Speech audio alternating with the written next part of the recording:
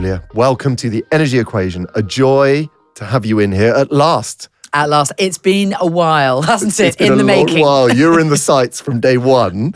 So desperate to have you on the show. So delighted you're here today. I'm thrilled. And actually, I think it's good that we had the delay, because I think we were originally going to talk about my first health book, which was Walk Yourself Happy. Yeah. Lots of good stuff in there about nature and walking and, your kind of topics. Yes. But I feel that Hack Yourself Healthy is much more up your street. It's very up my street. But there has been a big inflection in your direction of travel, which some people may not be aware of if they've lived under a rock. So what is this new inflection of travel beyond the broadcaster? Yeah, so as you said, I've been on UK television for almost 30 years now. I've launched 3 television channels and I've worked in so many different genres of television, and it is the best career. I feel very privileged to have had the career that I've had, to have travelled to the places that I have done and met the people I've done and worked on so many different genres of programming. But in 2021, my life changed when I was diagnosed with a chronic illness, and that chronic illness was a breast cancer diagnosis. Yeah. I'm very careful to talk about the breast cancer diagnosis in terms of a breast cancer diagnosis, the breast cancer diagnosis. It's no longer my breast cancer diagnosis. That's from a mental shift point of view. I've changed that. And I was given some good advice by the therapist Marissa Peer about that. And so that's why that's why you'll hear me talk about it in those terms. It's an experience that I went through, but I genuinely believe that I have come out of the other side. How it changed everything is it stopped me in my tracks. Obviously, I was utterly petrified, terrified, frightened for me, for my family. And deeply sad. I was emotionally just very, very low, because there are all sorts of question marks when you're faced with a cancer diagnosis. It's why, and then how did this happen to me? 1 in 2 people in their lifetime will be diagnosed with a breast cancer or with a cancer diagnosis. Yeah. But you don't expect that you are going to be the person that joins that club ever. No. So it's always, I feel, for most people that I've spoken to, a shock. And once I got through that, and I'm not saying it was easy, and I'm not blasé in a blasé way going, I'm through it all and it's all fine. But then the first thing the first place that my brain went to was, right, how do I get through this? How do I maintain and build my body to get through what I need to physically and emotionally in the best and safest way? Yeah. And then how am I going to survive on the other side and reduce my risk of reoccurrence so that this doesn't come back? And then I started deep diving into the science of not cancer, because cancer is incredibly complicated and I can't profess to understand it all. Yeah. And I will say to you that my a breast cancer diagnosis that I might have received will be very different to somebody else's. Yeah, absolutely. Different type of cancer, different grade, different place, different response, body, everything. Yes. So cancer is fiendishly complex. Yes. And but it felt like a part of that journey, which you captured actually on an amazing documentary. My breast cancer and I. My breast cancer. It's my breast cancer and I. My breast cancer and me. Julia Bradbury. Breast cancer and me on ITV. Which is really detailed. But I think in there was a critical piece that you did want to understand why, and I think that's something that is a challenging question, because lots of people say, to a degree, what next? But you really wanted to dive into why it had occurred in the first place, and that has led to this complexity. Yeah, and I think that is a very complicated question, because there isn't one answer for everybody about why. And I still don't think I have the answer as to why, but I've got big clues. I think I now have a deeper understanding of what could have driven my particular case of breast cancer. I just called it mine, didn't I? But it's gone now. It's fine. Yep. And again, that language will creep. But again, there's a really good framework. And again, it's been an incredible journey. And if we go back to that moment, there's 2 parts to that. I think there's lots of people who, again, the idea of breast cancer still feels very amorphous, and it's not real till it's real. And your discovery of that breast cancer, just to help those who potentially aren't aware of their role in screening, what was the process through which you uncovered it, and challengingly, how did that feel? So I found a lump when I was self-examining, which I think everybody should do and encourage men and women to check all the time. And I'm a big fan of a preventative approach to our health. Yep. So I was self-examining. I was away filming in Costa Rica, and I found a lump in my left breast. And I looked at it in the mirror, and I wasn't unduly concerned. It's like, okay, I'm a woman of a certain age, endometriosis, variations in dense breasts. So could be lumpy. Went back to COVID COVID had just, it was 2020. Spoke to my GP, who I've known since I was 18.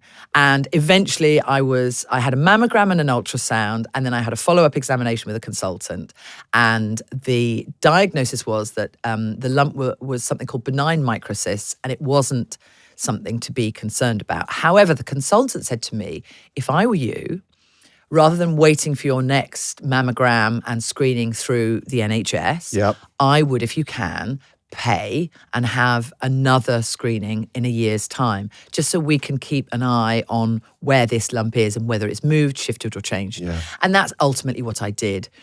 And I almost didn't go and see the consultant again after I had the second round of screening because the radiologist, it's all looking the same, it's all looking clear and everything. I was like, great, okay. And I was about to head off into the hinterland. Yeah. And I was having this conversation, and the consultant just said to me, Mr. Gee, he said, I'm just going to give you one more physical examination before we go. We'd been talking about holidays and climbing mountains and what was coming up in the following year. And within 5 minutes, my life changed because he saw something. He did another ultrasound and he saw a tiny, tiny, tiny, tiny, tiny black pinprick on the ultrasound. And he went, I don't like that. I want to explore further. I went, yeah, of course. And we did. And very soon it was diagnosed as early stage breast cancer, 6 centimetre tumour, lower left quadrant of my breast. And I would need either a lumpectomy or most likely I'd need a mastectomy. And I didn't, that was the sad bit because I didn't understand what a mastectomy was. I didn't understand how I would survive without a breast, how big the operation would be, what's it like to have a bit of you cut off. It's like losing an arm or a leg or, it's a functional part of your body. Of course. And so I worked through all of those emotional jumps, as it were, and cried a lot and did that a lot in the documentary. I wanted people to see it's fine for us to be vulnerable. You're meant to be frightened. You're meant to be shit scared, pardon my French. Yes. And then the me search started. It's like, right, what do I do? How do I get myself ready for the operation? So I did a lot of prehab. And a lot of people won't know that. So prehabilitation. So you're saying, look, before I go into this surgery or operation, I will get myself to the greatest shape I can be in, so the rehab is far less impactful. Exactly. But that's already very forward thinking. Well, I mean, when I realised, when I did the research about what the operation was, and they're literally like they're cutting you open, they're slicing off your breast, they're slicing through muscle. Your pectorials are going to be ripped apart. You're probably going to be sat upright while they shove. I've had an immediate reconstruction while they do that. It's brutal. It's a big brutal, and then you have lymph nodes removed. You have a drain afterwards. So I knew that from a physical point of view, I needed to be really fit. And I wanted this side particularly to be as strong as possible. So I was doing press-ups, I was working out, I was doing biceps, I was building muscle, I was working on my core, I was working on even my hip flexors. I wanted to be mobile because I thought, well, I won't be able to move my shoulders very well. So this bit needs to be really strong. So when I get out of the bed and when I move, my glutes and everything, I just knew what had to be working. My eyes are bulging here because this is already abnormal in a wonderful way. In the sense of, you've decided to take ownership over a process, because I'm fairly confident, you correct me if I'm wrong, that you were being guided to do this. This was self-directed. It was self-directed. And here's a great challenge that clearly the system can't necessarily take ownership over those things. It can't take ownership, but I don't think there's even any nudge in the right direction. Nobody said to me at any time during this process, it would be a really good idea if you could be fit and strong for the operation because it's big. Yes. And your recovery time is going to be immense, and we're going to be putting a lot of drugs in your body. It's going to affect your brain. Nobody ever said. I found all of that. I knew all of that straight away, instinctively. And it's like, right. And I just started doing the research. And it's so interesting because it isn't that instinctive. And I say that genuinely, having been around, some really challenging cases over the years. Is it not? Because it was protective for me. It's like, I really struggle with people that don't want to look after themselves in the best possible way in the face of adversity. If somebody told you there's a truck coming towards you and it's going to knock you over, or it's going to clip your foot or whatever, what do? You don't just stand there and let the truck hit you. You move aside, or you get ready for the impact, or you hit the floor, or I think a lot of people get hit by the truck. And because they didn't realise it was their job to jump, and a lot of people waiting to be pushed. And there's a sense, I think, potentially that if someone isn't pushing me, then it's not worth jumping. And there's a real challenge in that space around ownership, which I think has been a key part of this journey, that you said, actually, I'm going to take the bull by the horns. I want to go into that operation as fit, strong, and healthy as I can be, and then I want to recover as quickly as possible. And that then probably, again, plays back into you thinking back sort of before the diagnosis as to what am I defining as healthy? Because I think, again, so much of that is beautifully captured in the documentary, but you reflecting then back on sort of Julia Bradbury pre-diagnosis, you would have perceived yourself to be healthy. I've come up with I've coined a phrase now, surface level healthy. Oh, I like that. I have always been an advocate for the outdoors, for nature, and walking in nature, which is hugely beneficial on so many levels to us. Yeah. I've made lots of television programs about it, which I love making those programs. I've done yoga for most of my life. I've gone to exercise classes and Pilates regularly. Yes. All of those things. So if you heard that, you'd go very healthy. And then if we talk about functional medicine, we might go into the world of functional medicine. I now have a functional medicine doctor. We're probably need to frame functional medicine. So functional medicine is root cause medicine. So functional medicine is you go and see somebody with a complaint, and rather than just prescribing something and going, this is what we can do for your gut or for your sore throat or for your the problem, take this, or they go, right, let's work backwards. Let's reverse engineer this and work out why this has happened. So, for example, an easy thing would be, let's say you've got really bad knee ache. If you happen to be carrying extra weight and your knees were sore, then one really straightforward bit to look at is we know that so much extra pressure is put on your knees if you've got a big belly. Yep. And that impacts your knees. It goes all the way down and goes to your ankles and your feet. So your first port of call, rather than saying, let's get you in for surgery, would be, should we try and just lose some weight and work on your core and see if that has a downstream effect on your knees? And of course, then the benefits of losing that weight are multifold in all sorts of other directions. Yes. So functional medicine is that in essence. It's that let's get to the root cause. You've then, post this experience, looked back at Julia and said, actually, why was it surface level and why was it not a deeper level of health? And now I've remembered why we'd had that detour into functional medicine. And that is because when you first see a functional medicine doctor, they send you a very big questionnaire. Monstrous. And you have to fill in your medical history. So you have to basically go back to when you were a child, actually go back to when your mum was pregnant. Yeah. How were you born? How were you born? Was your mother stressed at the time? Was your mother a drinker? Where did you live? Was it a happy environment? How did your mother eat? If your parents are still alive, how did your mother eat during your pregnancy? Yeah. Did she breastfeed you? Yeah. Was it a natural birth or cesarean? All of these things have an impact on your future health. So you're going all the way back there. So when I started doing this timeline of my health, here were some of the bits where you go, oh, okay. So I had my mother breastfed me. I think she was very happy at the time of birth. That was all good. And I definitely get some of it from her. She wouldn't take any drugs. She's me. She was like aware of pesticides, eating a healthy diet. So right on mum. She was good, doing all the right things. And lots of those things have some benefit to immunity. So, again, we're looking at behaviors here or facets that can help build immunity from an earlier age. Yeah. And again, you can build a beautiful immune system without these things. You can, but these things give an advantage. It's like a kickstart, isn't it? It's a good kickstart. Yeah. But I fell ill with salmonella food poisoning, very seriously ill when I was about 11 or 12, and I was hospitalised. It was something that I think I picked up salmonella, we think, on a family holiday in Portugal. Either swimming in a Pui Sea. Always nice. Or some food. Obviously, it could just be somebody's hands. Yes. And I was vomiting and had diarrhea at the same time. So I was losing a lot of liquid and I wasn't hungry. So I was hospitalised for 2 weeks and I was on a drip. That in itself, and was close to, there was some touch and go moments in there. That in itself is a traumatic experience. Yes. Obviously, my gut microbiome, which a lot of health lies in the gut, that would have been stripped out because I was on antibiotics, I was on a drip, I wasn't eating properly, I wasn't having any fibre, and there would have been muscle wastage as well. I was always a skinny little girl. Yeah. So I was in a hospital bed for 2 weeks. Yeah. And the only way that I could drink the drink that they wanted me, which was a saline drink, was to put Ribena in it. Interesting. Because I was young and so the flavour. So, but also not great. No. So downing lots of like sugary Glucose. syrup. Yep. And glucose, the bad glucose, we should say. We'll come to that. Absolutely. Yeah. So there we've got an episode where my foundational health will have been rocked. Very interesting. And people, again, are going to be challenged by this. For those who haven't accessed functional medicine, they would see health as not following a sort of a trajectory that could be set at something as early as preteen or, even as an infant.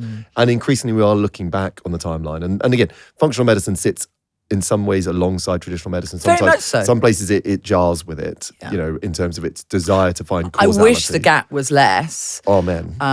Really, I do, because there doesn't have to be one or the other. And obviously, if you break a bone or you desperately need a drug for a serious illness, you're going to take it.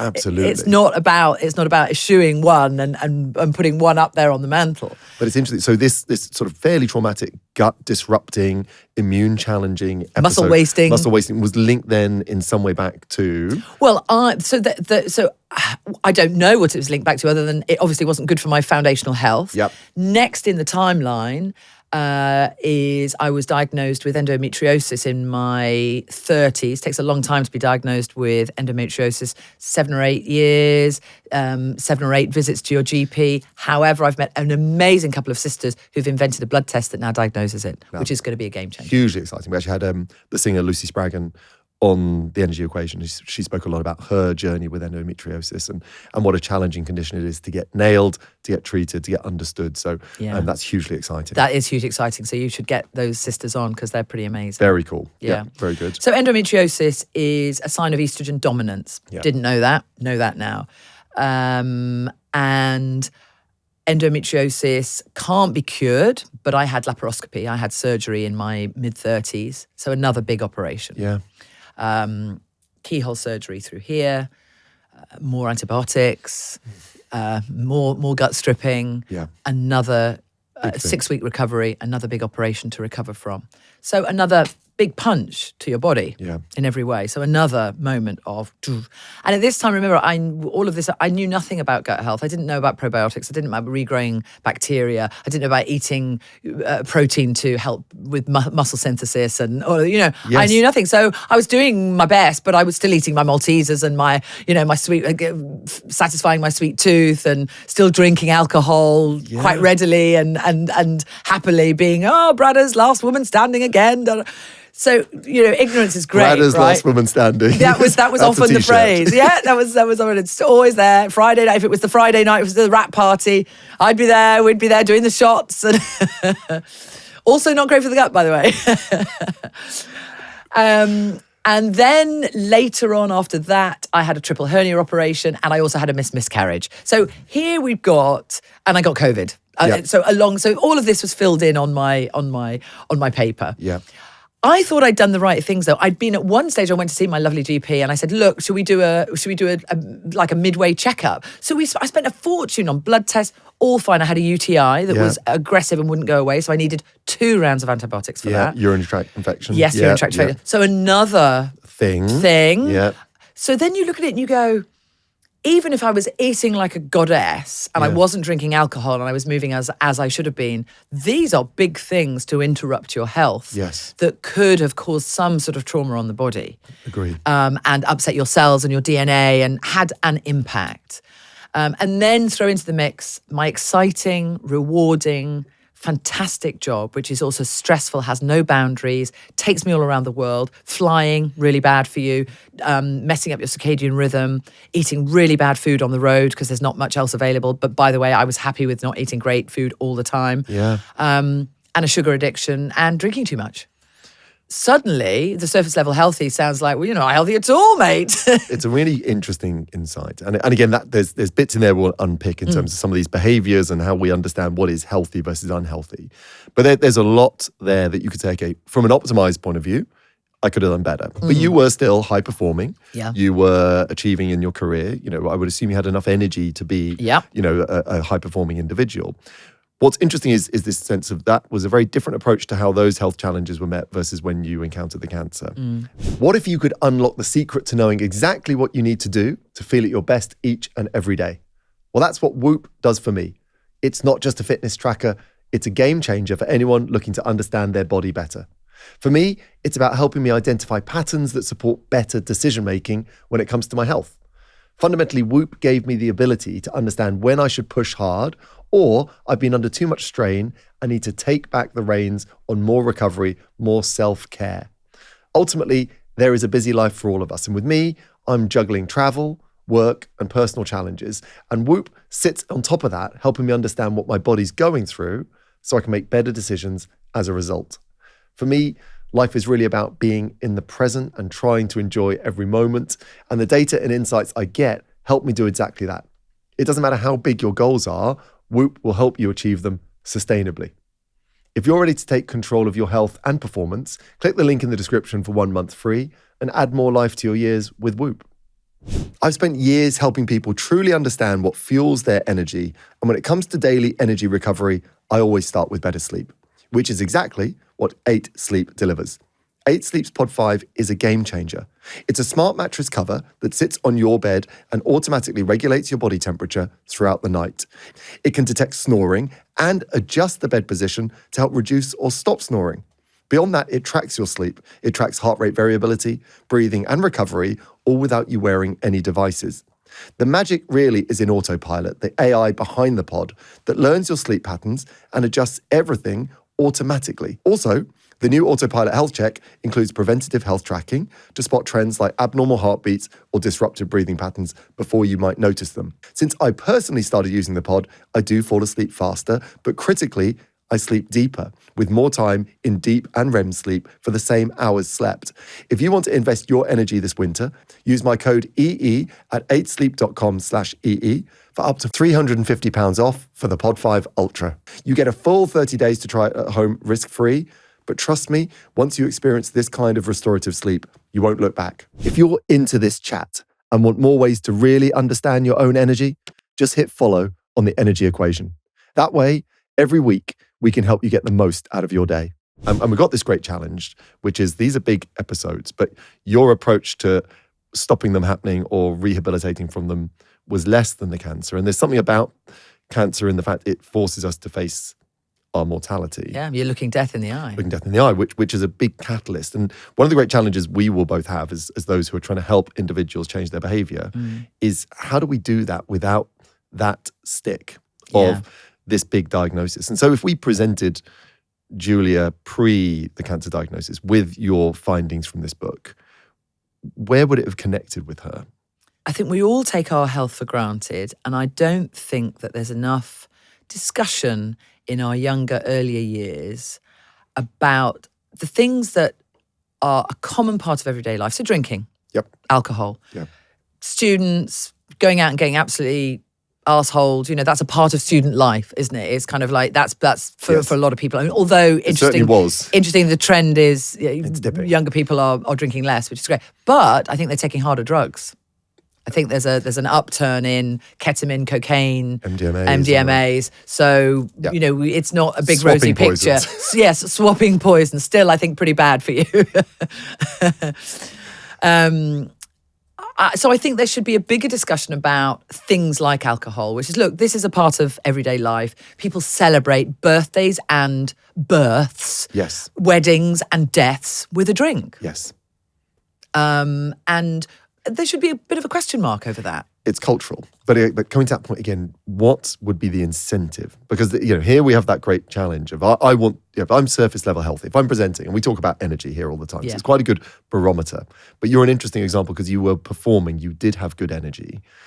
And so what is it's that challenge, we face this, there's no answer to this for me, by the way, but it's that interesting case of how do we get the person who isn't staring down the barrel of their own mortality to start to lean into the behaviors that you are championing now so beautifully, in my opinion, without that sort of road to Damascus moment? I think it is by discussion. I think it is by talking about what we're mentioning now. Alcohol, it's there. We're not going to get rid of it. It's a part of daily life. But did you know it can destroy your brain function? Yes. Did you know that even if you think you're sleeping well, it's fragmented sleep? Did you know that it's impacting your muscles? Did you know it's stripping out your gut microbiome? Absolutely. Did you know it's really impacting your liver and your pancreas very, very badly when you consume it in great quantities? And did you know, by the way, it's linked to 13 different types of cancers? Very real. It's a carcinogen in terms of it, what it could, the downstream impact. It's like, do you know that? And then maybe with that conversation being a little bit more out there, you will just be more mindful. I'm not saying you'll never drink again. Yeah. I mean, I have friends who know where I'm at now. I mean, I had 1 glass of fizzy stuff last year for my birthday. Incredible. And that is, and because I don't say, oh, I've given up. I call myself teetotal. Yeah. But I will, and I'm not tempted by alcohol in an addictive way. So I understand that's how lucky am I? Because I know that for a lot of people, Huge challenge. It is very challenging. For me, my stick is when I sat with Professor Gareth Evans, I'd had a polygenic risk score to look at my risk of reoccurrence post my breast cancer. And my risk is slightly higher than the woman next to me. So her risk would lie at 10% and mine is at 13%. Yep. So when you look at 10 and 13%, you think, oh, it's not much. But actually, it's threefold. It's, it's significant. Greater. But it's still But me, as the optimist, I look at the 13% and go, whoa, I've still got 80 odd. I'm fine. Yes. I think that's good. I think my odds are good. But how do I tip those? Or how do I push that even more in my favour?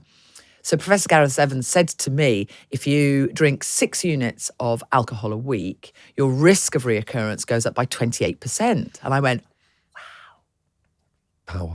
Powerful. And then we know that exercise, people who've gone through a cancer diagnosis who exercise, their risk of reoccurrence sometimes can be reduced by as much as 30%. Yeah. So I looked at those 2 figures, and when I've got a 28%, I've got a 30%, it's a no-brainer. I'm going to stop drinking, I'm going to do more good exercise because I'm balancing the scales. How do we get people to understand that those balancing the scales has to happen a little bit earlier in life because exercise is possibly the best thing that you can do for yourself. Yeah.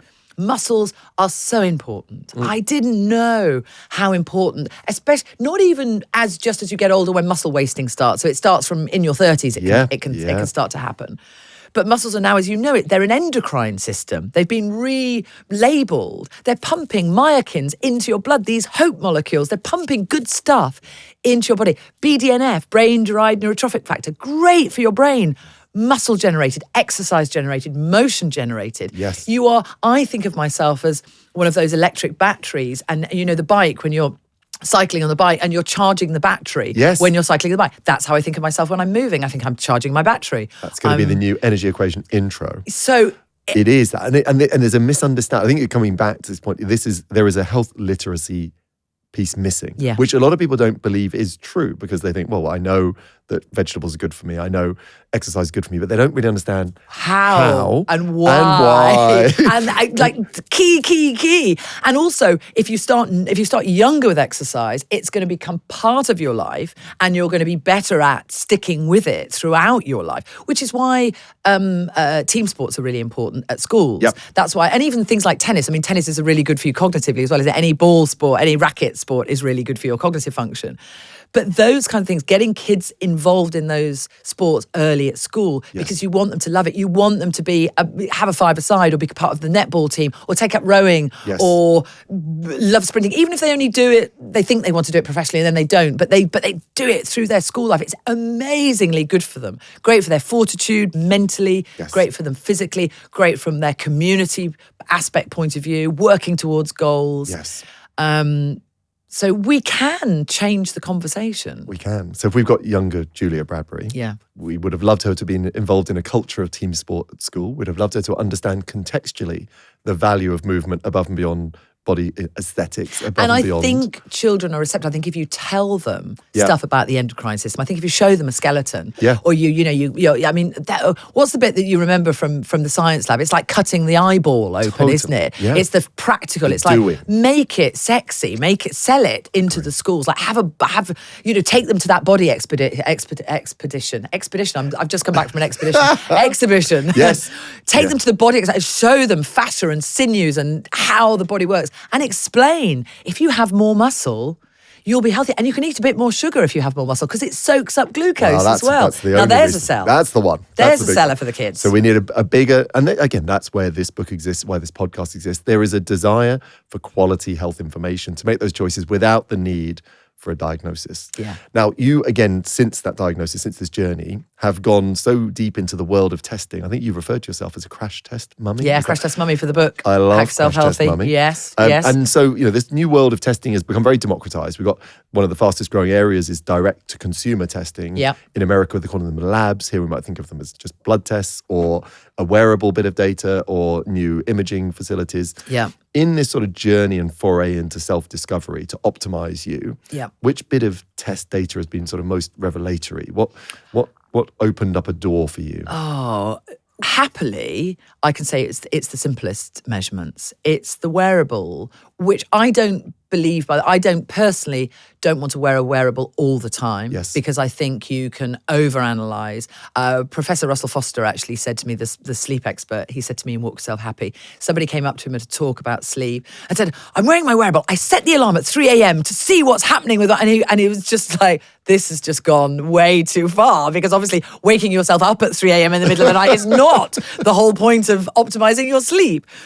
But I think wearables have got a really good place to say, right, I'm going to check myself for the next 3 months and see where I'm at. I love HRV and I love resting heart rate. Oh, I listen, you're going to get a fan here in those two. So heart rate variability. And resting heart rate. Let's just cover HRV, which has become broadly democratized through lots of intelligent... Most like digital watches will give you an HRV reading. So why do you love it? It's it's the bit, if I get it wrong, tell me, but it's the bit in between the heartbeat. Correct. That's what you're reading. And ideally, everybody's heart rate variability will be different, deeply personal, but in the general scale is what you would like in life is your heart rate variability to be higher.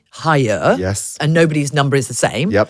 And your resting heart rate to be low. Lovely. That is sort of the balance. And that has been a game changer for me because one of my problems in this highly driven environment that I live in is my cortisol was incredibly high because I never knew how to drop down. I never knew how to reduce my cortisol levels and therefore reduce my stress. Yeah.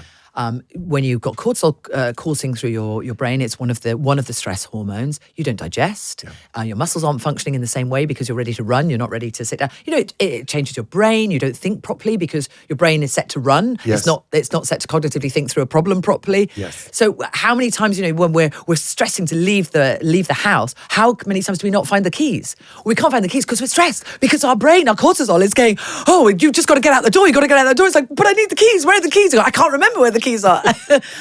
And you're like, wow. So once I learned about the stress. So you'd linked HRV to your level of sort of baseline physiological stress, which of course physiological stress is the same as psychological stress. Yeah. And you mentioned earlier that in your sort of pre-diagnosis, you'd been at it. You've been, busy in a way that was really productive. Yeah. But did HRV then reveal that you were running too close to sailing too close to the wind? Yeah, I was sailing too close to the wind. My HRV wasn't at a healthy level, I would say, for me. And my resting heart rate was okay. But I decided to work on it. And I worked on it. I learnt about breath work. Yeah. And I worked with Patrick McEwen, who's amazing. Yeah, You've probably had Oxygen him on. Advantage. Oxygen Advantage. Anders Olsen as well, who appeared in the book Breathe. Yeah. He's great, and he's got a couple of good little tools. And if you go down the route of getting tech, he's got some good, quite expensive but good tech as well that you can use revolving around CO2. So I learned about nitric oxide, CO2, and oxygen, and how we need it to be balanced in our bodies. I learned about nasal breathing and how nasal breathing is calming for the system. For a start, you're instantly calmer because you're creating nitric oxide and you're just slowing down your breathing when you're breathing through your nose. And I also learned that I could completely drop my heart rate and increase my heart rate variability almost on the spot by doing a sequence of calm breathing patterns. See, this I love. And this feeds into an idea called biofeedback, which is when I see that the behavior turns up in something physiologically meaningful, I feel more compelled in the belief around the behavior. And which is another way that we can sell it to people. another way you can sell it. Another way that you sell good health and a positive, healthy heart rate variability measurement and a good, healthy, low resting heart rate. That is something very tangible, and you can ask. And Ben Greenfield, actually, the sort of the American biohacker, probably like one of the world's most famous biohackers. He's completely changed his world because he did his biomarkers and checked himself, and they were appalling because he was into endurance and hard and push and Ironman, and none of that is great for you. I mean, it's interesting. It's good to push you, from a mental challenge to do it. Oh, I'm going to do the Ironman. I'm going to run the marathon. A one-off. You're going to super stress your body. You're going to eat differently and all the rest of it. But as a lifestyle, it's such a great lesson because here again we've got this idea that performance isn't always healthy. It can come at a cost. And again, having been through, I know you've done some extraordinary gene testing, you've done these imaging, we'll jump on that in a second, but you're pulling it back to something that's pretty able to be captured by a wearable on your wrist or by taking with resting heart rate. You can take your resting heart rate after 5 minutes after waking. If you go to the toilet, get back into bed for 5 minutes, that number. And again, we had Professor Andy Galpin on this podcast, and I gave him the choice of one parameter to test forever. And he went resting heart rate. Resting heart rate, yeah, he's heart rate man. And again, partly because we suffer so much with cardiovascular disease, and resting heart rate does have some correlation with the effectiveness of the heart. But also it's this reflection of, am I physiologically calm? And if you take someone who's physiologically calm or in balance and has high cardiorespiratory fitness, which resting heart rate is sort of a barometer of both, wow, then what does that mean for everything else? So I love that you've gone very mainstream with those. I'll give you an interesting story. When I was doing the book tour, which I'm still doing bits of for Hack Yourself Healthy, Sophie Rayworth, who's a friend of mine, interviewed me. She loves all of this. She's data-driven and very obsessed with it. And she's elite level triathlete. Yes, she is. Yeah. So I'll give you some figures for her. Her resting heart rate is 43. Lovely. Which is beautiful. I'm 53. Which 54. is also lovely. So look, most people, again, normal resting heart rate would be somewhere between 72 and 66. Somewhere around that region is actually, you can be up towards 80 before we get too worried. But 72, 66, that's sort of your mainstream area. Below that is where we start to get interested. It can go too low. Yes. It can go too low, but I don't think many of our listeners are going to be too worried if they're in the 20s. Or if you are in the 20s, check it out with a GP. Yeah. Go. Very slow. So she's 43, you're 55. Yes. Yeah, this is beats per minute. So this is beats per minute. But interestingly, she said that we were talking about alcohol, and she has a stressful job. She does the news for a living. What could be more stressful than seeing that every single day? I mean, I don't listen to the news in the morning now. It's part of my morning routine. Is you can still be compassionate and care and informed without flooding your brain in the morning with all that stuff that we were never meant to take on board within 5 minutes of waking up. I love this so much. And just double down on that. Humans were never designed to absorb the atrocities of the world 24 hours a day. No. So, but for those thinking, how do I reduce my resting heart rate and how do I increase my HRV? Stop scrolling. Stop scrolling first thing in the morning. Stop absorbing.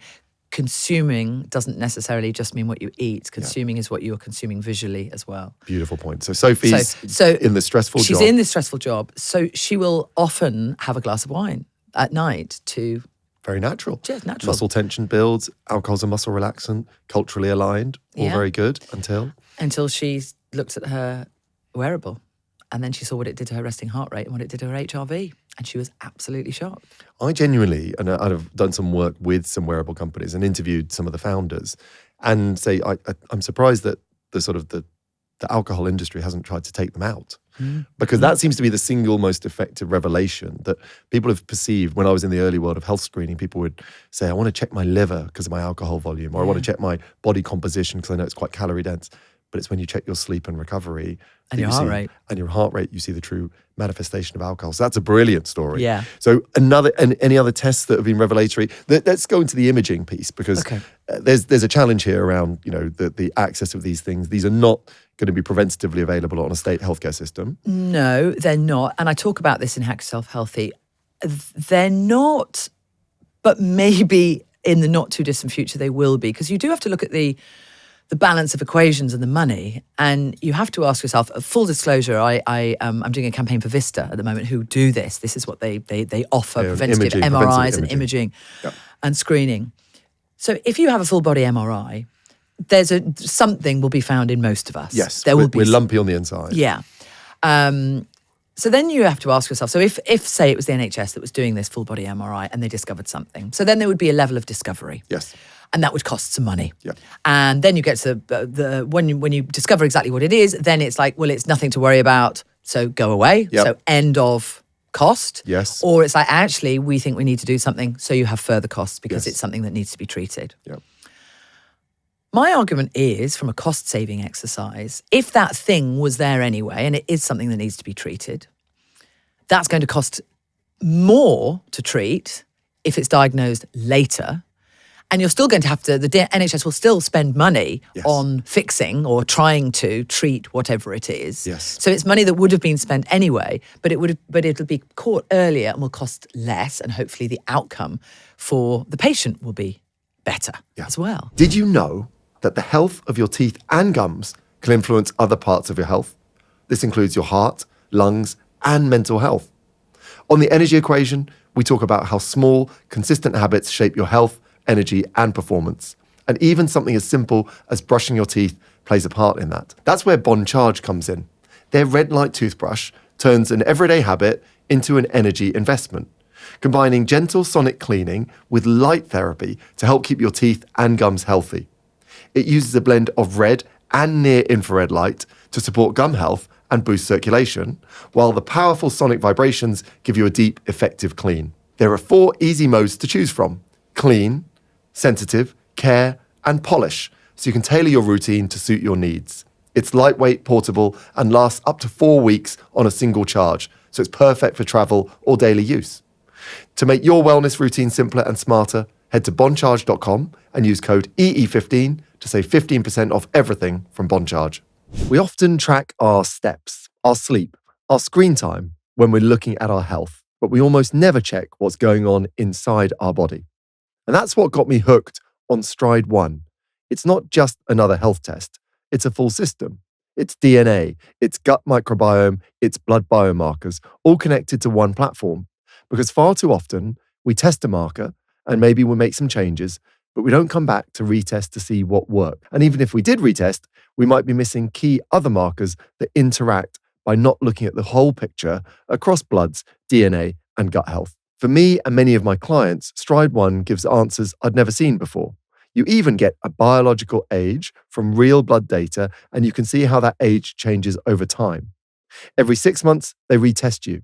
You speak to a dedicated health expert for a full consultation every 3 months, and they actually explain what's going on, not just drop data on you. It's proactive, personalized, and became a core part of how I understand my energy and manage my life. And if you want to run the exact same tests that we use on our guests, you can do that by heading to getstride.com/energy, or just check the link in the description. The difficulty for the NHS is it's an upfront cost. For a prospective benefit. For a prospective the something. ounce of prevention is worth the pound of cure, but the pound of cure may come in a different political cycle. Yeah. Which for me is a really interesting challenge of, to play true prevention, you've got to take a 10, 15, 20, really 40-year forecast.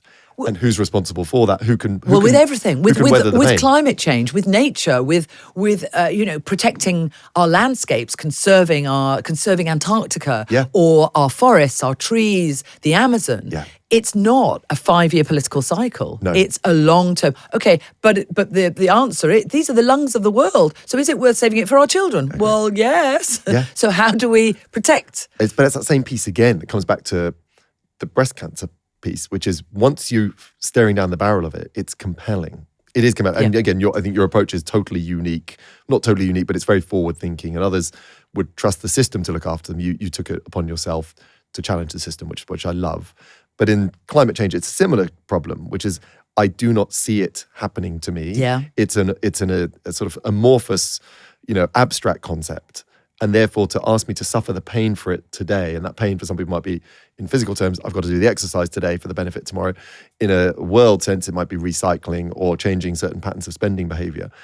There's a difficulty that humans aren't designed to live in a future version that doesn't exist. Yeah. Although I would argue that planetary health is so connected to human health that we are feeling it now because our food has been so disrupted. And that's essentially because the quality of our food has gone down. Yeah. Our soil health is depleting all over the world.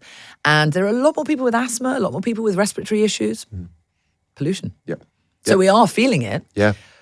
but maybe it's not quite as acute. Maybe it's not quite a cancer diagnosis yet. Agreed. And people aren't maybe drawing causation.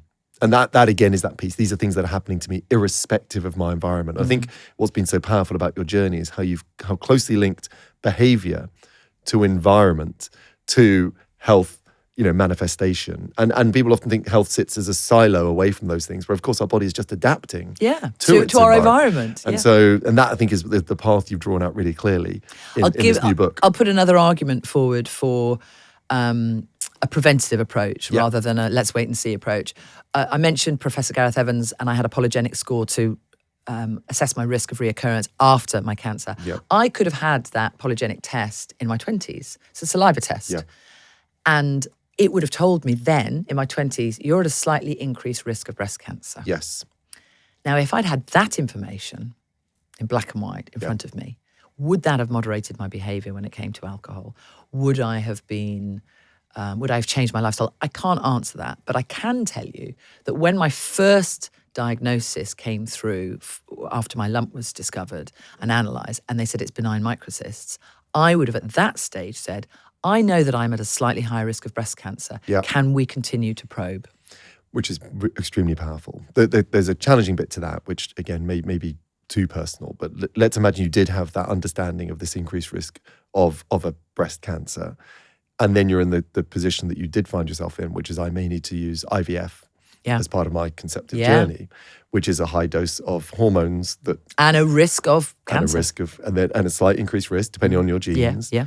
And you are blessed with twin girls. Yeah. And so there you face this difficult piece, which we always face between what is the meaning of health and the richness that those girls bring on a decision that you might have been forced to lean away from. And it's interesting because I knew when we went down the IVF route, I knew even when I was unaware of my breast cancer diagnosis, I knew it was going to impact my health, and I made that conscious decision. I remember having that conversation with my partner. I said, I know that this is going to be really hard on my body, and I know that there might be a downstream impact, but we really want children. It's going to be worth it. I really want siblings for my son. Yes.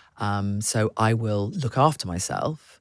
And that's when I really first started looking after myself more. I still wasn't aware of the sugar piece as much as I am now. Yeah. But when I was pregnant, I was the queen of healthy eating. I was exercising the right way. I did everything. It was because I was taking care of this. I was taking care of something else inside me. There was a purpose, and it wasn't for me. It was for something. It was for a greater thing. Beautiful. Now that takes us to behavior, and the team at Energy Equation have got some visuals for us. Okay, I love this. They've also looked at the book, and they said there's certain things that you are a big fan of. They've picked out some thematics. I'm going to show you an image. Now, I can see the top one, but I don't know what they all are. Okay, I can't. I'm not looking at the top one. Ruth, by the way, who let me into the building, she told me that she started. Well, I won't spoil it because the images will come up. But she told me she'd started on a couple of things and it was working. They were working for her. Oh, very good. Well, I'm going to show you the image. Then you're going to tell me in a very snapshot form why that's good for you, how people should consider doing it. Okay. And then if I completely disagree with you, I'll challenge you. I suspect I won't. This image is a sauna, a beloved sauna. Tell us all about it. You should try and do it as often as possible. I'd say between 1 and 4 times a week. Lovely. 20 minutes minimum, because you want your body temperature, core body temperature to really rise, and it can't do that in under that. So doing 10 minutes is probably not going to cut it for you. Yeah, and some people may not be able to handle that, so they'll build up to it. Yeah. You and I are sauna pros, but those, the others out there may need to build up to 20 minutes. But that's spot on. Is there a good time of day to do it? I think when you can fit it in. I mean, I particularly like doing it in the evening because it helps you relax. It's good for a soothing inflammation. And if you're in an infrared sauna as well, there's a lot of noise now around how good for your vision and calming and, great for light and optics and all the rest of it. The actual infrared is for eyes as well as body. I think that's spot on. And it's the same with exercise. Do it when you can do it. Yeah. Don't create a rule that makes a barrier. Yeah. Love it. Yeah. Here we have an image of alcohol, something you are not a fan of. I think people don't understand exactly how damaging it is. I mean, it ruins your sleep. It's linked to several different types of cancer. It's not great for your liver. It destroys your gut microbiome.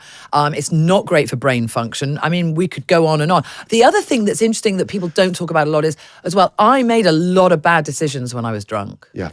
So your cognitive function is impaired, you will make silly mistakes and you will do stupid things. And I think for women and for safety, that is a really big thing to think about as well, because we are just not as alert and as on it after we've had a few glasses of wine, and you are susceptible, potentially more vulnerable to things happening in an unsafe environment or a potentially unsafe environment. I think that's a big thing to watch out for. It's an interesting case in the fact we're seeing this change in social construct without alcohol. Yeah. While we've understood physiologically everything you said is absolutely true, societally we haven't quite worked out what we plug that gap with. You and I have got some good ideas in terms of social wellness and other ways. And also there are some fantastic non-alcoholic spirits coming onto the market now that do give you a gentle buzz. I mean, there are some big success stories with CBT. Yes. There's a brand that Professor Nutt has been involved in, which is meant to tap into your brain senses and does give you a little gentle buzz. L-theanine and adaptogens. Yeah. So it's new world.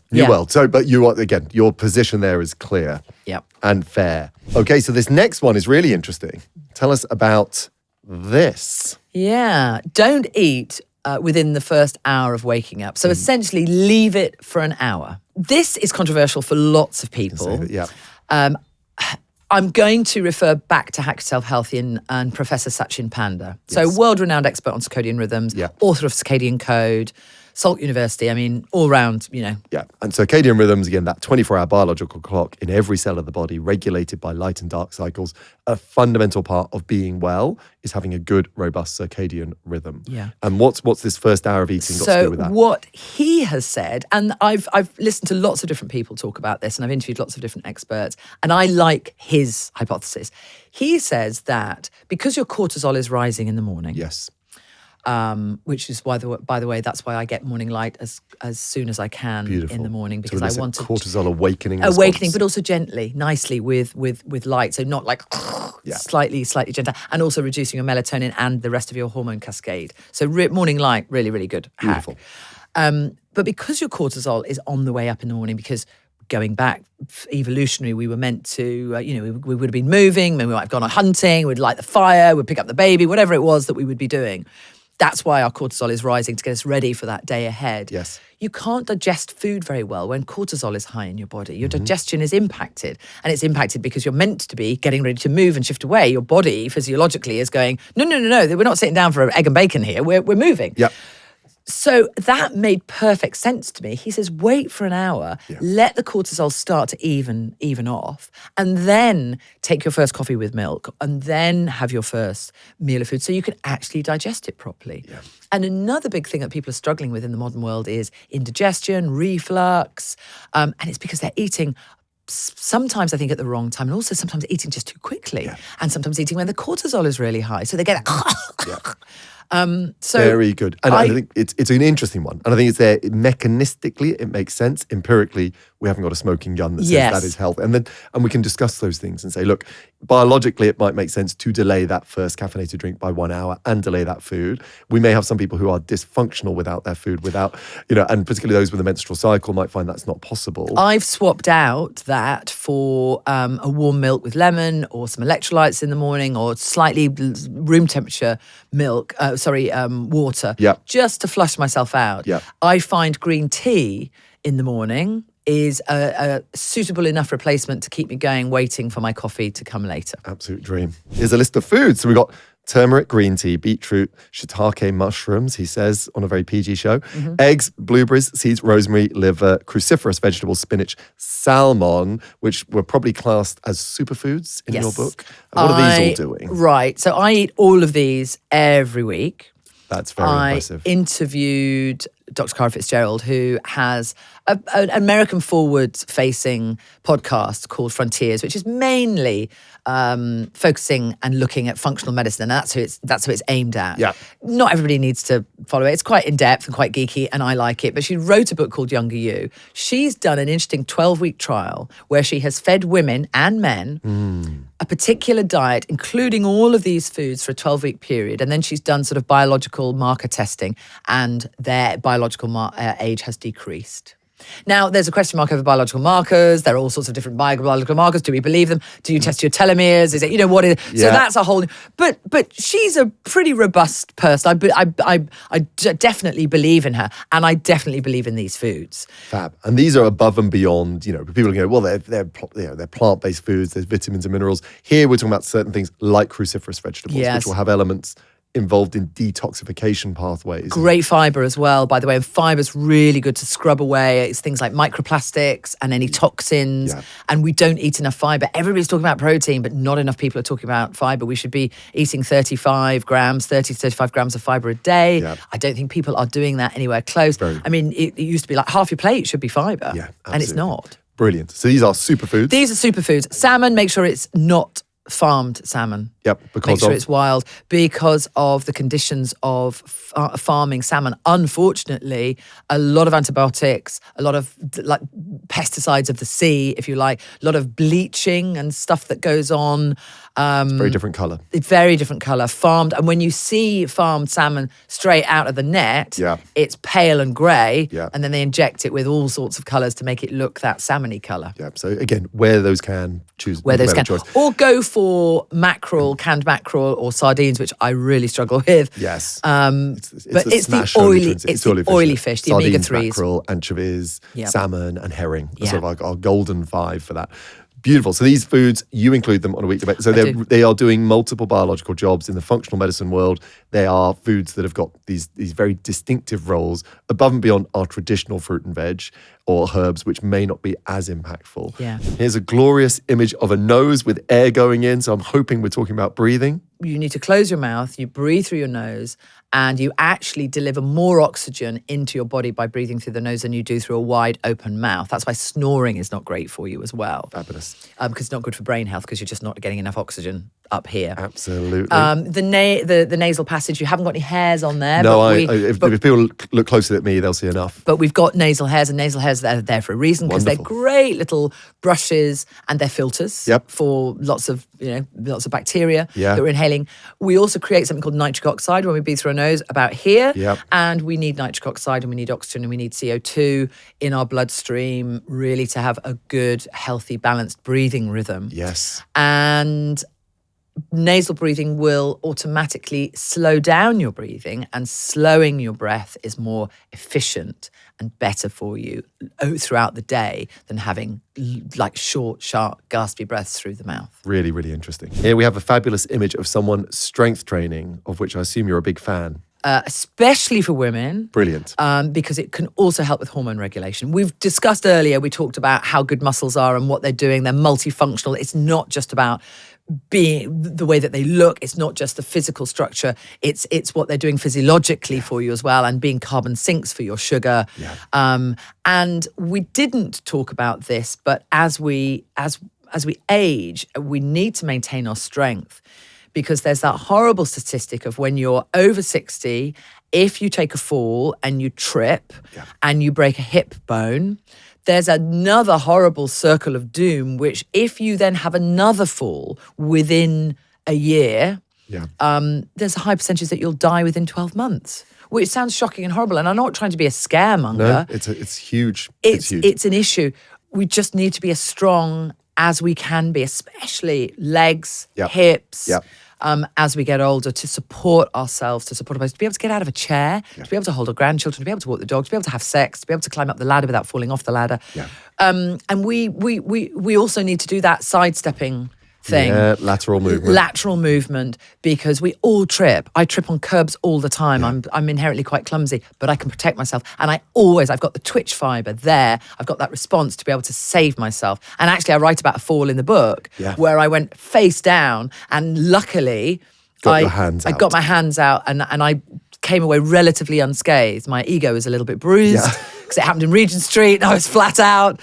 So strength, and it's something that you have to build and work on for the whole of your life in order to get those benefits when you're 60, 70, 80 and 90, if that's how long you want to live. Fabulous. And again, we could be losing 5% of our muscle mass every decade from 30s. You're talking about fast twitch muscle fibers, that ability to put my foot out when I do trip. So again, government guidelines, 2 strength sessions a week, minimum. We have here someone sleeping with a clock, and this, I suppose, is your great advocacy for sleep. Yes, and also not for alarm clocks. Yeah. Don't wake up with an alarm. That's a horrible way to wake up. That's cortisol. So if you've got a good circadian rhythm, which you've mentioned earlier, then you'll wake up naturally at the time that you need to, because you're in a good habit of going to bed at the same time and waking up at the same time. So do you have no alarm? I have no alarm. You are in sync with your circadian rhythm that your body wakes you up. I have no alarm. If it's a day like today where I was like, I can't miss Ollie, I will set the alarm just in case. But I always wake up before that. And I'm like, fine, I just turn the alarm off. And I have a very soft, nice, not a horrible... Not a siren. No, and we don't want to wake up to a siren. That's great. And the big thing you see people getting wrong with sleep, if you had to fix one thing. So last night I had a very non-Julia health day. So I couldn't do the things that I wanted to do. I had very little time in the morning to do my meditation and my chanting. It was literally like 2 minutes snatch. I did it. I always do it, but it was not. I needed my 10. I was I had meetings all day. I was in town. I came back. I walked. I got my walking in. I was the only person at the tube station who walked up the middle aisle of the stairs that don't move. I'm always the only person. So I knew it was the only exercise I was going to get that day. So I got my 12,000 steps in through the walking. Fabulous. But that was it. I was on the phone doing my last interview last night for something at 9:30 at night. So I was breaking all the rules.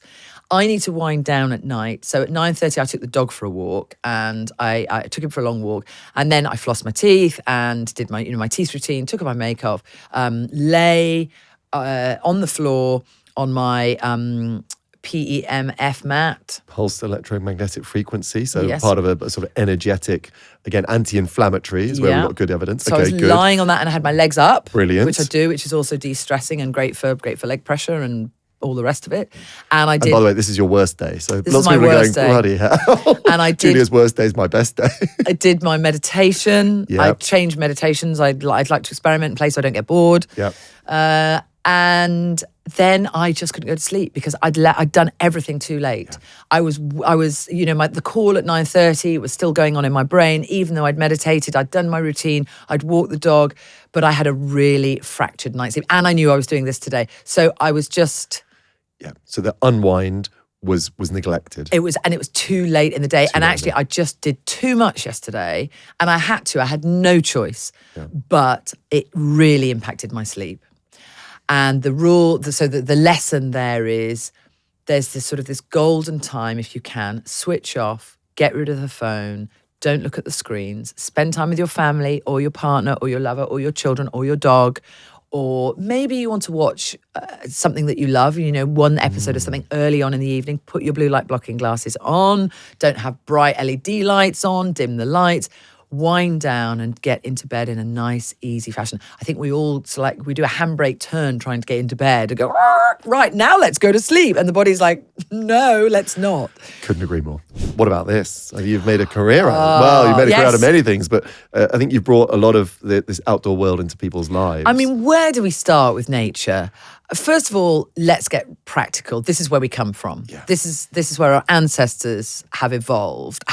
This is how we have evolved through time in nature. We understand green better than any other species on the planet because we need to. We've needed to, and even though we have disproportionately grown our urban environments, that doesn't mean our bodies are understanding them. This is not good for us. Our indoor environments are not good for us. Do you think biophilic designs, we've spoken about that, sort of bringing the outdoors indoors, is offsetting that? A little bit, but not enough. We've got to get to the real thing. And certainly people don't... I don't think we think about enough in our homes. It's like with our radiators and with our LED lights. And I mean, do people even open their windows? Some windows don't open. It's like we should be opening our windows to get rid of all the VOGs. Yes. And all the byproducts. This lovely toxicity. Chair is, I don't know what it's made of. It's probably made of plastic. It might have, it might be a polyester. And it'll have flame retardants on it, which are all off-gassing and we're inhaling. And so some people aren't even opening their windows, which is a really simple way just to try and eliminate some of those issues. But walking out in the great outdoors, being in nature, listening to birds, hugging trees, touching trees, running your fingers along moss, listening to a stream, it is so, so good for you. We've discussed it already, but that looks like someone meditating, very zen. You can meditate while you're walking. I mean, I've had a couple of, as I said, really busy days.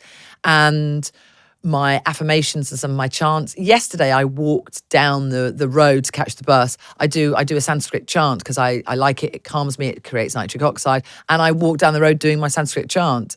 I avoided people so they didn't think I was completely bonkers. But I went past these builders and they were going...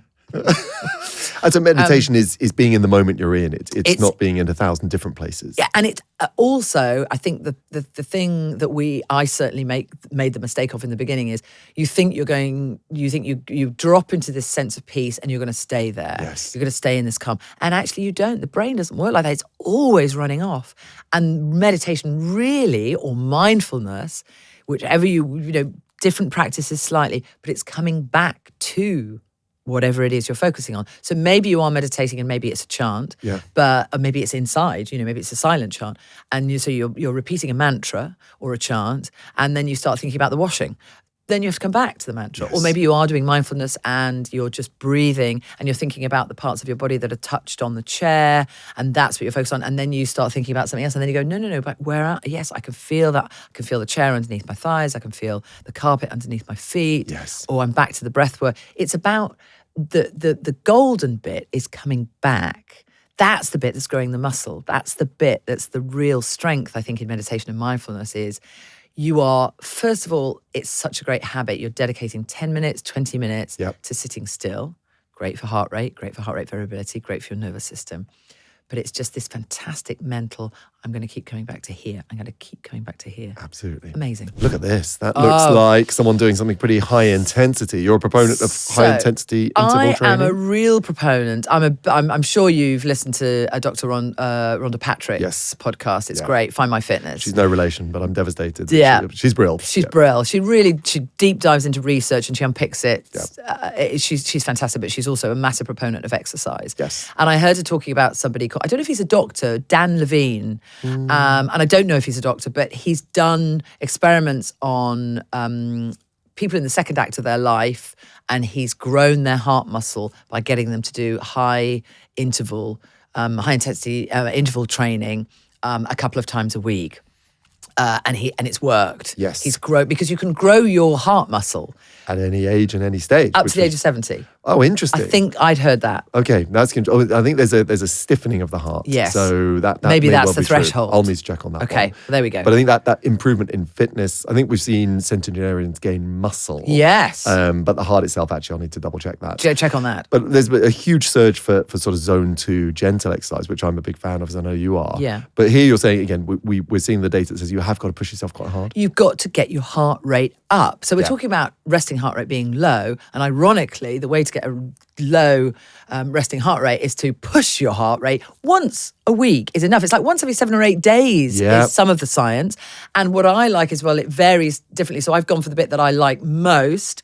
I do once a week on a Sunday. I either get one of my girls, the one who's super fast, and we've learnt the monkey bars together. She's a very fast runner, way faster than me. I get her she's my rabbit. She runs in front of me and I go, right, I'm going to try and catch you up now. I never catch her up. And she's laughing at me. But we sprint for 30 seconds. Yes. And then slow down and run more slowly for 3 minutes. This is outstanding. And then she sprints and I try and catch her again for 30 seconds. Yeah. And then we slow down again for 3 minutes. All the while she's laughing at me, and all the while I'm going, oh, this is killing me. Well, this is Rocky and the chicken. Yeah. Have you seen the film Rocky? No. He chases the chicken. Oh, does he chase the chicken? You're chasing your daughter. I'm chasing my daughter. There we go. I'm going to look up Rocky and the chicken. Yeah, it's an incredible analogy. Okay. Well, so I'm Rocky and the chicken. Myself. So hit. So hit. But you can do it for 2 minutes.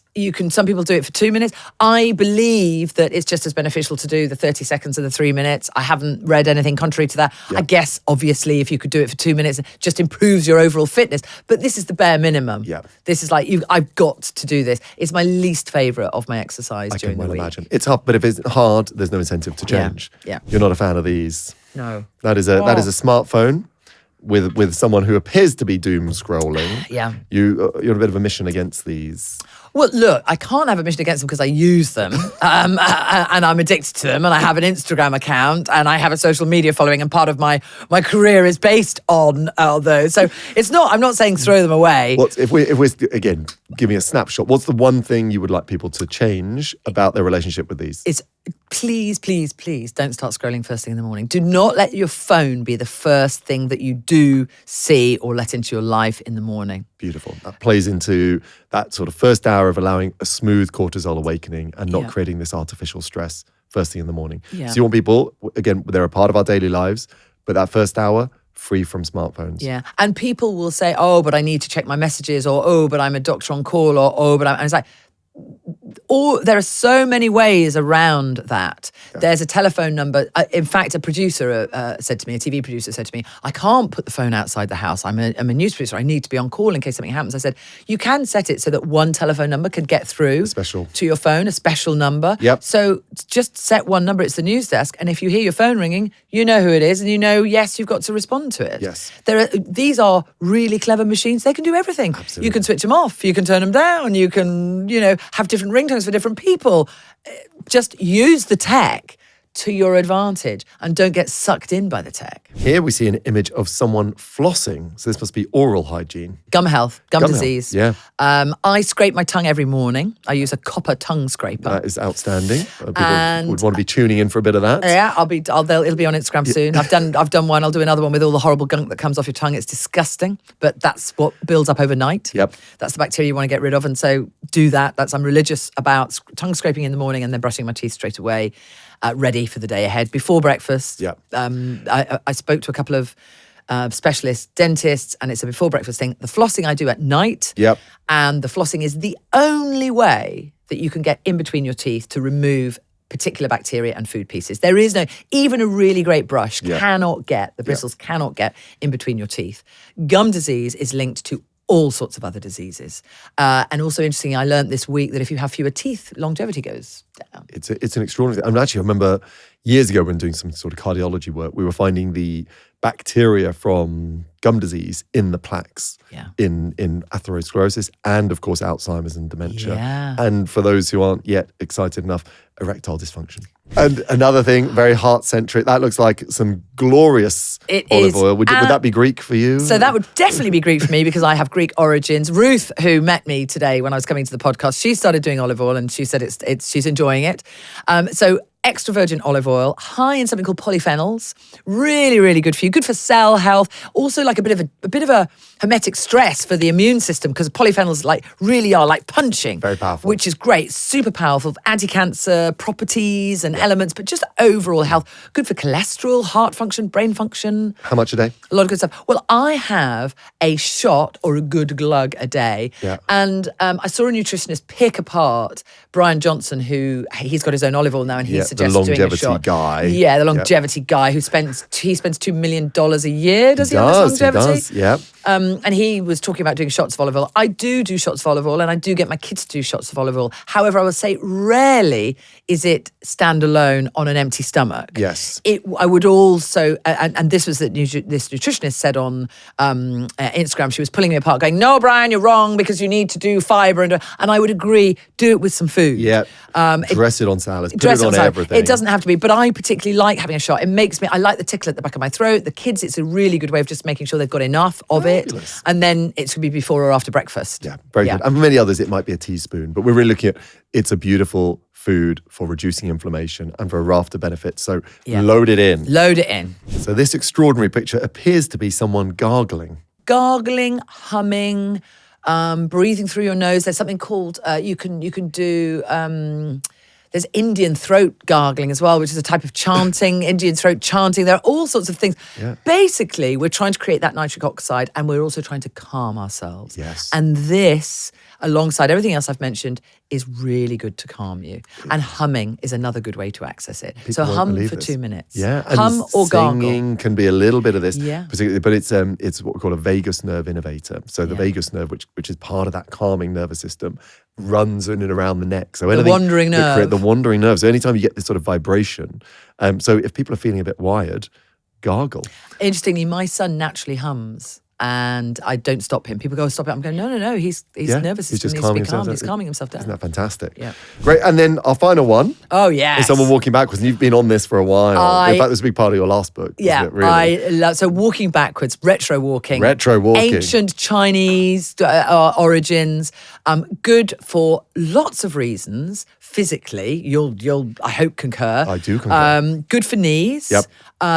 Good for hip flexors. Big part of rehab, but not used as often. Again, lots of people, when they're recovering from something and trying to do low strain movement, build in backwards walking. But the average person who sort of feels okay, it's probably not on their radar. No. And you're saying it should be. I'm saying it should be. Also good for people, a lot of people who have back pain. Yep. They find that back pain disappears quite quickly once they've introduced backwards walking. Only this week, I was walking my dog backwards. He was behind me and I was pulling him that way. And I was going up and he's walking forwards. He's walking forwards. Okay. And I'm walking up a steep, I'm looking at him. So I'm walking up a steep hill and I go past and this guy goes, really good for your knees. That goes, yep, I know, thank you. And I do it on beaches. I do it everywhere.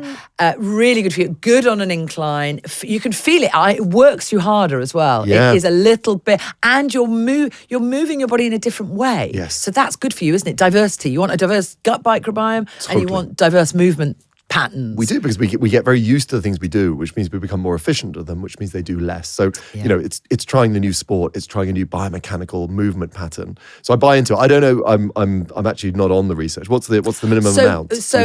Well, Ben Greenfield says 20% of your walk, and I'm going to go with him because he's a physiologist as well. So whatever your walk might be, 20%. Okay, and I would just start with a bit. Something as well that it's good for, which is perhaps unexpected, is cognitive. It's brain related. Yeah. A lot of people who suffer from anxiety, learning to walk backwards, and it's sort of a trusting yourself, becoming more instinctive. Maybe it's a bit of interoception. It can be good for people with anxiety. I get a lot of people on Instagram when I do it saying it's really good for this. It's really helped me with that. So interesting. Really got to have a little look into that. Yeah, have a little look into that. Brilliant. That is so good. We have covered so much. We've been through it all. If someone's listening to this saying, oh my goodness, Julia, Ollie, you're bombarding me. And of course, the book has got it all dressed up. But if we're taking one thing away from this conversation, all things we've talked about, if you're giving that average, there's no such thing as an average energy equation listener. They're all exceptional. Yeah. But what would be the thing that you hope has landed? I think, firstly, one of the most important phrases that I've learned over these years of dramatic change in my life is that it's progress, not perfection. It's we're all an evolving health pattern where it's nothing. We can't and shouldn't want to change everything overnight. Perhaps with the exception of habits, building good habits into your life. Yes. I think the first step to really becoming engaged with your health is to find one thing that you can change, introduce one new habit and actually stick to it and make sure that you do. James Clear talks about it beautifully in Atomic Habits. He says, if you miss your new habit one day, that's a mistake. If you miss it 2 days, it's the beginning of a new habit. So really, consistency is key. We're like babies. We need consistency and we need a bit of routine in our lives.